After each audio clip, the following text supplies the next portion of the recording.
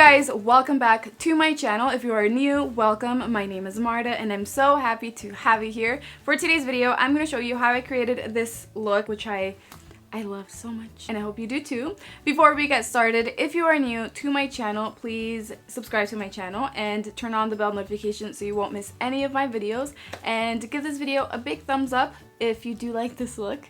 And now let's get started. So I'm going to start with the eyeshadows, and you can see this side over here. There's a straight line right here from the corner of my eye all the way to the tail of the eyebrow, and it's just the straight line, nice and clean. So I already applied the tape, and you can see that it's from the tail of the eyebrow, and then the straight line goes like this all the way to my lower lash line. But you don't want to apply the tape too close to the lower lash line, like directly under the root of your eyelashes. You just want to leave a little space right there. You know what?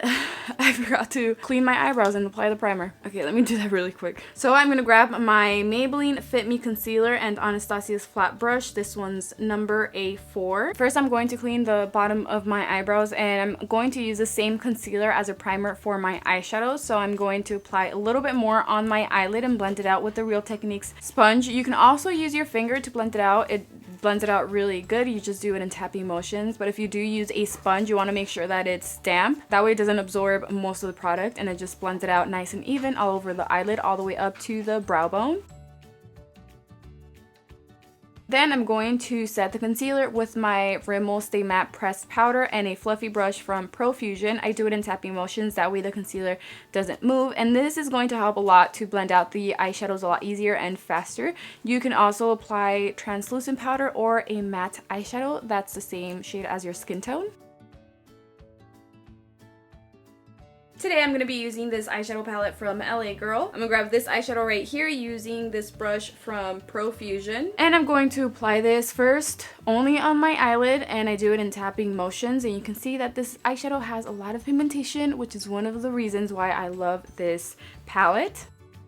Once the shade is even all over the eyelid, I'm going to grab a little more of the same eyeshadow and apply it on my crease. I want most of the product to go on top of where I already have the eyeshadow, and then I'm going to start blending it out. I want the eyeshadow to move higher, closer to the eyebrow like I have it on the other eye. So to do that, I always apply it lower than where I want the eyeshadow to look nice and blended, and I just keep blending it out. And it does help if I stretch my eyelid by lifting up my eyebrow. The eyeshadow just blends out a lot faster and easier, and you can see exactly where you have to blend it out a little bit better. So I'm just going to keep blending it out. I do it in circular motions, and you can see a big difference now. The eyeshadow is a lot closer to the eyebrow.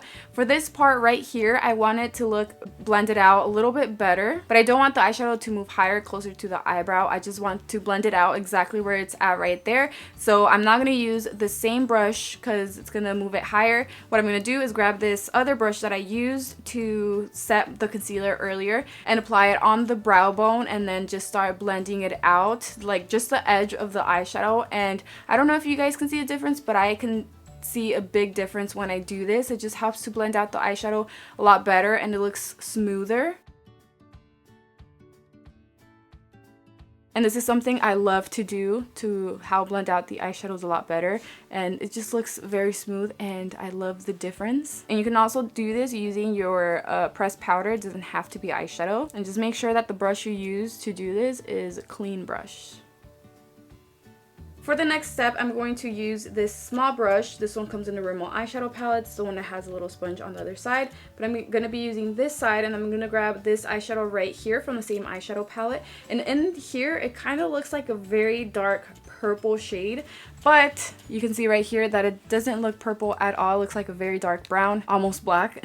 I don't know, it just doesn't look purple. Anyways, I'm going to apply this on both the outer corner and the inner corner, starting on the inner corner. And you can see that I just applied in tapping motions right on my eyelid, just the inner corner.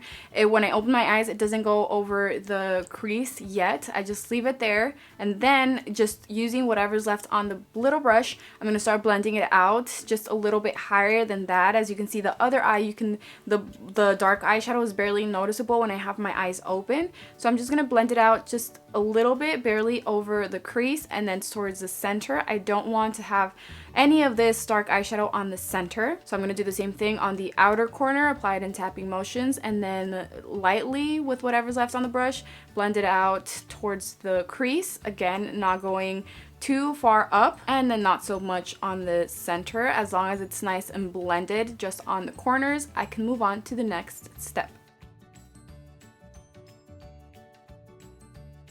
I did apply 2 layers just to make this eyeshadow a bit darker, and as you can see, it doesn't look nice and blended, like not so good on the edges. So I went ahead and applied a little bit more of the orange eyeshadow using the other brush that I used earlier, and I applied it on the center just to blend out the edges of the dark eyeshadow a lot better. And I also applied a little bit more on my crease. And really quick, I'm going to grab the orange eyeshadow with a small brush and apply it on my lower lash line. I apply it first in tapping motions as close to the lash line as I can, and then I blend it out very lightly, just a little bit lower than that. I'm not going to apply the dark eyeshadow because I don't want this look, or I don't want that part to be too dark, too dramatic. So I'm just going to keep it nice and simple, just the orange, and I'm going to connect it on the outer corner right here with the eyeshadow on the top. Now, I wasn't going to do this part, but then I decided to do it because, I don't know, I feel like it looks like too Halloweenish kind of, this look, and I don't want it to look like that. So I'm going to take my Urban Decay Heavy Metal Eyeliner, and I'm just going to apply it right on the center, like this. I'm going to put a good amount, and then I'm going to use my finger to kind of blend it out.